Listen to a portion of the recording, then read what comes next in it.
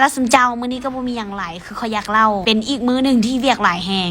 เวียกหลายจนหัวมุนเลยแหละล่าสุดนี้เมื่อคืนบ่ได้นอนเนาะเฮามันผู้หญิงกลางคืนเด้ตอนสวยเฮาเป็นกระเทยบ่แม่นแล้วเวียกหลายหั่นแหละบ่ได้นอนตื่นมาก็ไปเลาะเข้าศูนย์จ้าลักเก้าลัก2ลัก7ลัก5จักเป็นอีหยังคือว่าเบิกก็คือว่าไซส์ปกติอยู่ก็ว่าแต่ว่าบ่ฮู้ว่าศูนย์เขาจะตัดไปเฮ็ดหยังแน่นอนแหละ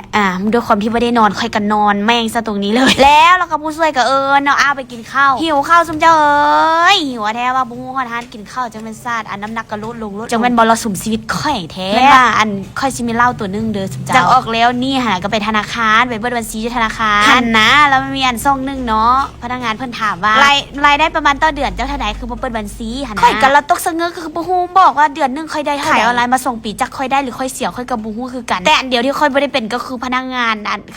ทับจ้างประจำมือกองนี่บอกทายบ่1กับทายบ่1จังแม่นซ่าต่อล่าสุดแล้วก็ค่อยก็บ่ฮู้ว่าค่อยสิต่อไปเท่าใดรายได้สุทธิอาศัย1ล้านซาบ่สิเดือนละล้านน่ะพอแล้วความจริงค่อยขายออนไลน์ซื่อๆก็บ่ฮู้ว่ารายได้เท่าใดจักสิรอดฮอดมื้อใดหั่นนะแล้วไหนก็ตามฝากอุดหนุนสินค้าตินาได้เด้อตินาเซรั่มดับกินน้องสาวแล้วก็ดับกินเต้าเจ้าแม่ขี้